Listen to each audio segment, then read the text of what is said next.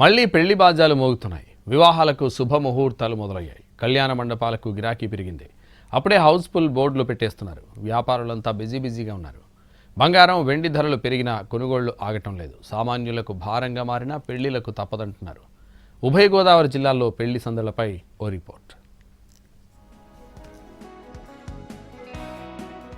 ఉమ్మడి ఉభయ గోదావరి జిల్లాల్లో మళ్లీ పెళ్లి బాజాలు మోగుతున్నాయి. జూలై వరకు వరుసగా శుభముహూర్తాలు ఉండడంతో వివాహాల సీజన్ జోరందుకుంది. ఈ 6 నెలల కాలంలోనే దాదాపు 50,000 పెళ్లిళ్లు జరుగుతాయని ఓ అంచనా. కళ్యాణ మండపాలు, ఫంక్షన్ హాల్స్ ముందుగానే బుక్ అయిపోయాయి.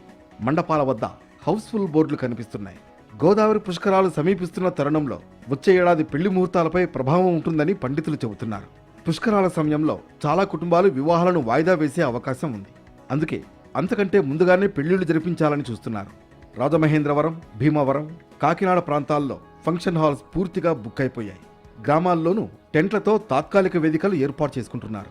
విశేషంగా కళ్యాణ మండపములు కానీ, షాపింగ్ మాల్స్ కానీ, అనేక రకాలైనటువంటి బాజా భజంత్రులు, పురోహితులు మొదలైన వారందరికీ కూడా ముందుగానే బుక్ చేసుకోవడం జరిగింది.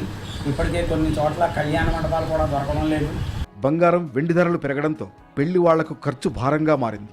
బంగారు దుకాణాలు కస్టమర్లతో కళకళలాడుతున్నాయి. అయితే ధరలు మాత్రం ఆకాశాన్ని తాకుతున్నాయి.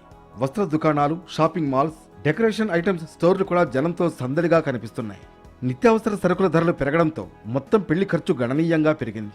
ఓ మధ్యతరగతి కుటుంబం పెళ్లికి కనీసం 10 నుంచి 25 లక్షల వరకు ఖర్చవుతోంది. కొంతమంది సాదాసీదాగా వివాహాలు చేసుకునేందుకు మొగ్గు చూపిస్తున్నారు. మరికొంతమంది గ్రాండ్గా నిర్వహించేందుకు ముందుకొస్తున్నారు.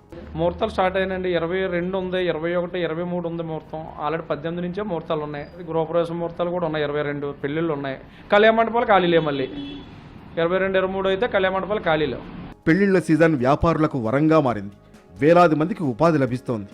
టెంట్ కార్మికులు, వంటవాళ్లు, డ్రైవర్లు, డెకరేటర్లు అందరికీ ఈ సీజన్లో పని లభిస్తోంది. ఉత్తి రోజున డైలీ 4-3 ఉంటాయండి. ముహూర్తాల సమయంలో అయితే రోజుకి 5-6 ఉంటాయండి. మినిమం మాకు ఎంత డైలీ 200 మంది చేస్తామండి. ముహూర్తాలు అనుకోండి 1000 మంది, 600 మంది అలా చేస్తామండి. నెలాఖరు దాకా ఈ ముహూర్తాలు ఉన్నాయండి.